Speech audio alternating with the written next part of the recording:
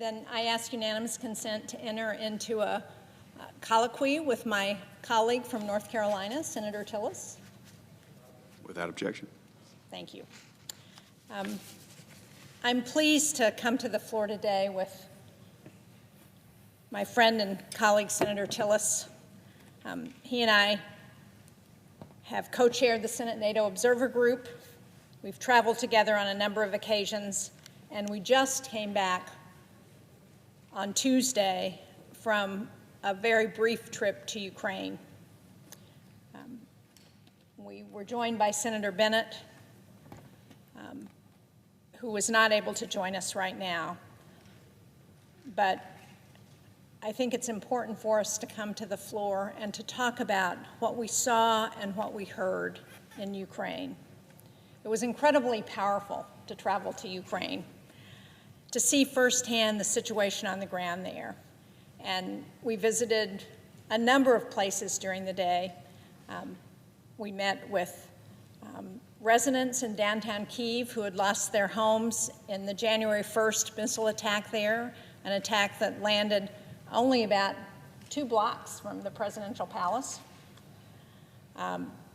While we were there actually meeting with the folks who had lost their homes, the air raid sirens went off, which is a pretty usual occurrence, apparently in Kyiv. Fortunately, it was not aimed at us in downtown Kyiv, but another outlying community. But it was a warning of more incoming Russian missiles. And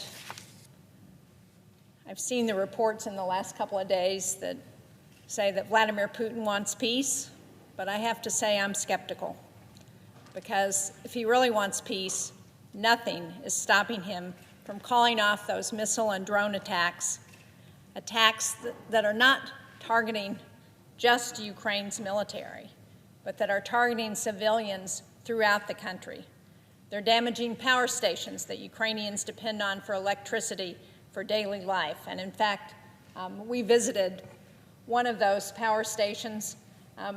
This is us. You can see it was a very cold day.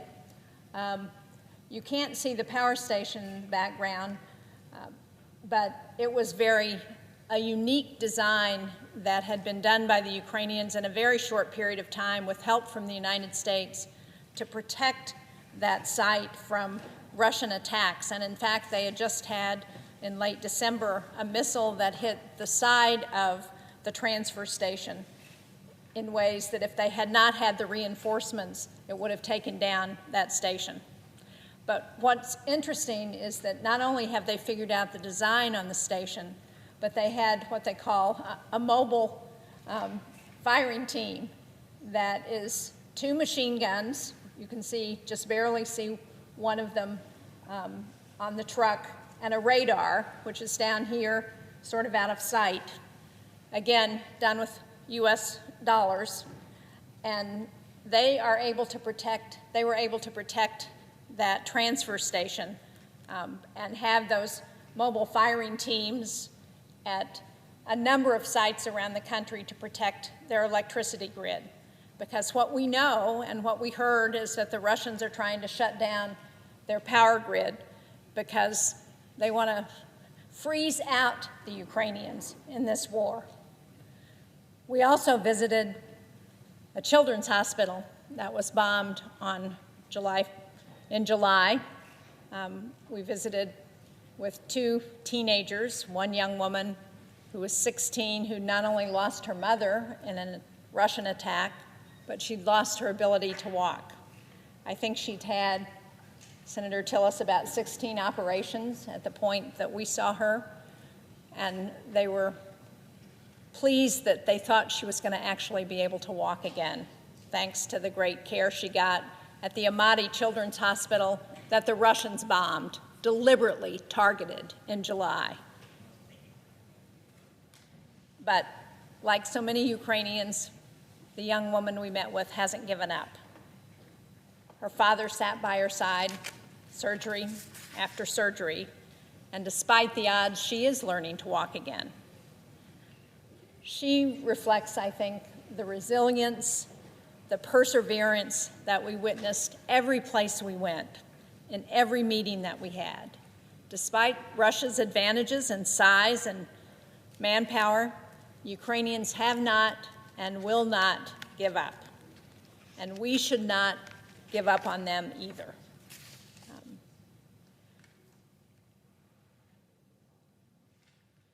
Ukrainians have developed robotic mobile firing teams, as I said.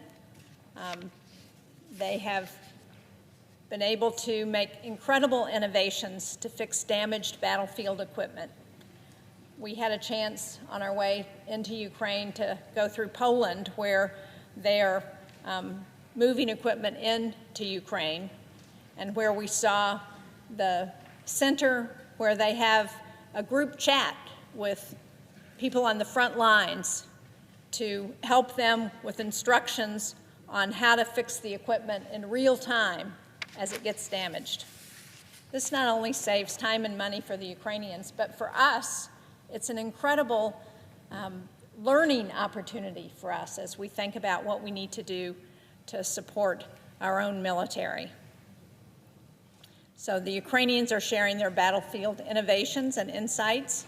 It makes the United States stronger, and it shows how much of the assistance we've given to Ukraine is actually going to benefit us here in America.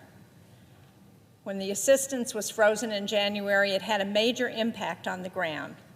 We spoke to NGOs in Poland, people who are supporting Ukrainian refugees in that country. And as one of them was preparing to give us a presentation, he stopped. He turned to us and he said, "I can't give this presentation and act like everything is normal."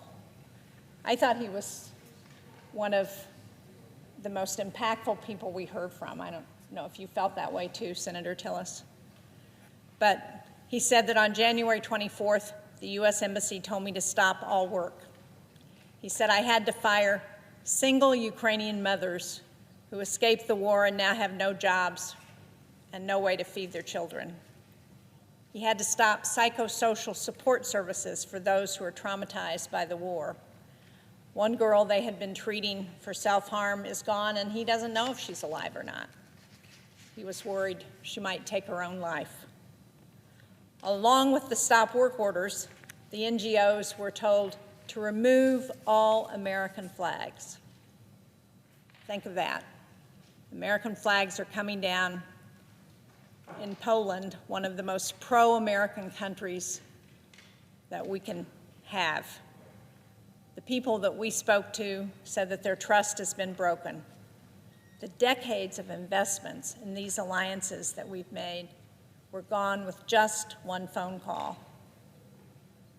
Now, I understand that people are tired of this war, but if we think giving Russia or China free rein won't affect us here in the United States, we are wrong. The Russians are thrilled. Vladimir Putin has to be loving this. He's always wanted to undermine NATO. Peace for our time is what Chamberlain said when he signed the pact with Hitler. Appeasement doesn't work with dictators. When Vladimir Putin gets what he wants, it puts Americans in danger. We understand this. Putin can't be trusted. That's a realistic assessment of the battlefield. One Ukrainian woman who lost her husband and son in the fighting told us she would support ceasefire negotiations, but with security guarantees for Ukraine. Simply freezing the front line won't do anything, she warned, because in a few years, Russia will invade again. And she's right. Putin invaded Crimea in 2014. He invaded Ukraine again in 2022. There must be a guarantee that Russia won't attack again in a couple of years. I believe NATO membership for Ukraine needs to be on the table. This is not only going to protect Ukraine from future attacks, it will put Ukraine in the best possible negotiating position. Putin wants Ukrainians to be afraid. We saw that when we visited Bucha. Some of people may remember This was a suburb of Kyiv. It was under siege for 33 days, held by the Russians. We talked to the mayor, to the priest of the church. We saw the mass graves where people were buried, the 500-plus people civilians who were killed in Bucha. They were killed just going about their daily lives. This is the picture of the body of one of those civilians killed. And you know how they identified her? It was her manicurist. She identified her by the manicure. We met with the investigators who showed us the picture of the Russian commander who gave the order to kill the civilians. He did it because he wanted to frighten the population. We can't. Vladimir Putin is responsible for this. He's responsible for the bodies in Bucha and for thousands across Ukraine. And he's got to be held accountable. We cannot let him get away with this. So I want to end by underlining an important point. There is bipartisan support for Ukraine in Congress. I believe we will continue to support funding, and that if we had another supplemental bill that came to the floor, it would pass with Republican votes, because Americans like Senator Tillis and I, and Senator Bennett, who went with us, we have been impressed by the Ukrainians' courage, by their resilience, by their willingness to defend their freedoms and our freedoms. They've kept their economy and their people going throughout this horrible war. But by June, Ukraine is going to start running out of what they need. That's why we need to use the nearly $300 billion of Russian seized assets to help Ukraine rebuild. That's why I've called on Secretary Rubio to prioritize the waivers for unfreezing aid to Ukraine. Thousands of Ukrainians have given their lives in the fight for a sovereign Ukraine. They've been on the front lines for all of us defending democracy. To abandon them now would not only be a gift to Putin, it would endanger our allies and the security of the United States. I yield the floor to my colleague, Senator Tillis. I want to thank Senator Shaheen for actually a long-term friendship and vision that she had back in 2018 when she came to me and wanted to reconstitute the Senate NATO Observer Group.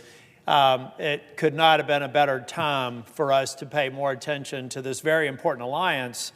But it's also right now today, 4 days away from the 3-year anniversary of the invasion of Ukraine, very important to talk about the nature of Vladimir Putin and the tactics that they use to terrorize populations. President Putin in October, prior to the invasion in February, said that he was sending troops to an area to do a training exercise. While we were getting intelligence that it looked like more than that, he was already lying to the world by saying, we're just going to train up our soldiers a little bit more.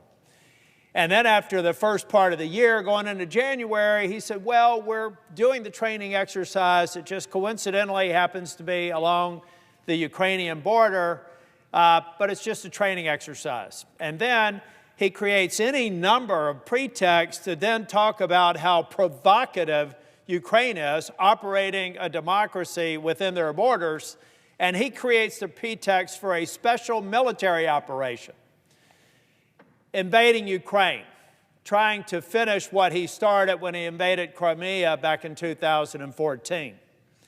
Vladimir Putin is a liar, a murderer, and responsible for the deaths of hundreds of thousands of Ukrainians. And that's bad by itself. But you know what's worse? Is when you employ tactics that intentionally terrorize the population.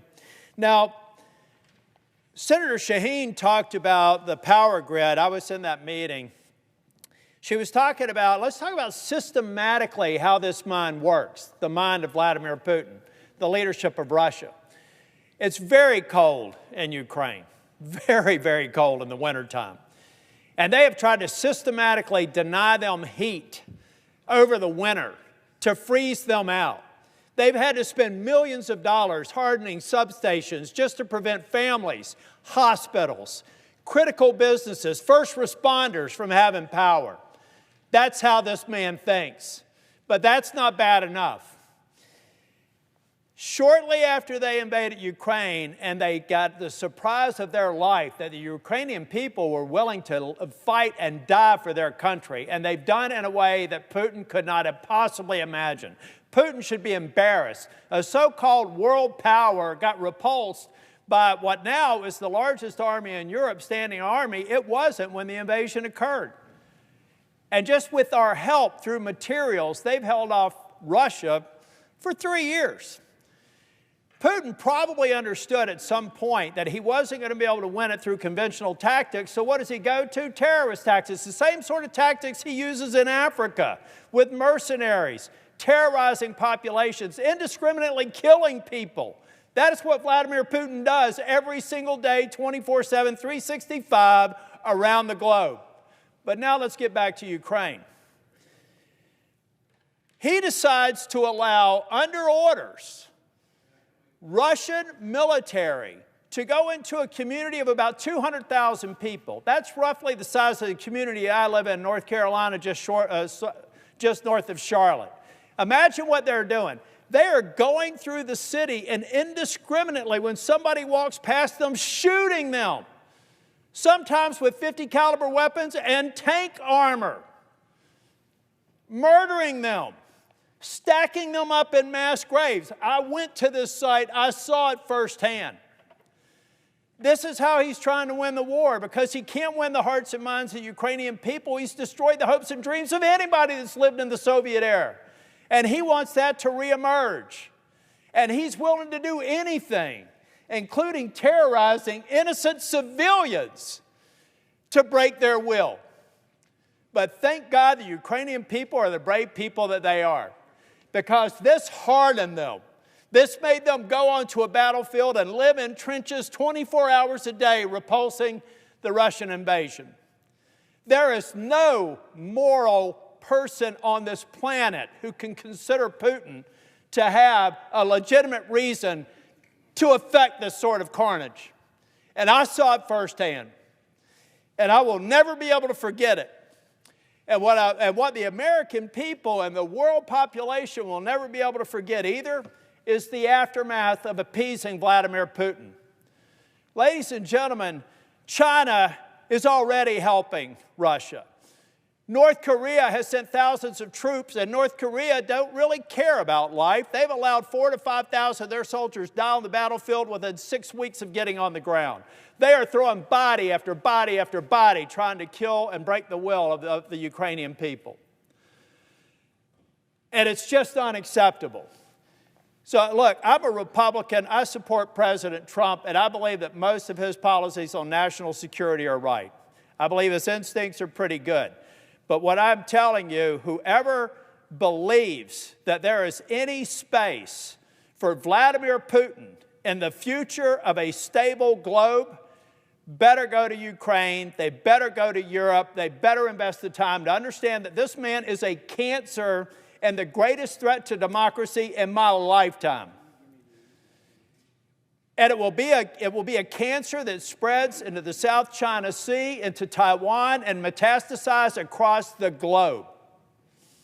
So, ladies and gentlemen, when I tell you that Vladimir Putin is a liar, a murderer, and a man responsible for ordering the systematic torture, kidnapping, and rape of innocent civilians, believe me, because the evidence is mile high. So, for those of us who have invested the time to understand this, believe me when I tell you this is important to every single one of you. If you believe that Ukraine is a country an ocean away and not relevant to our national security, think again. The world is small. The world is watching. The strength of our alliances are on the line, and the future of democracy in the world is on the line if we do anything less than defeat Vladimir Putin. Thank you, Mr. President.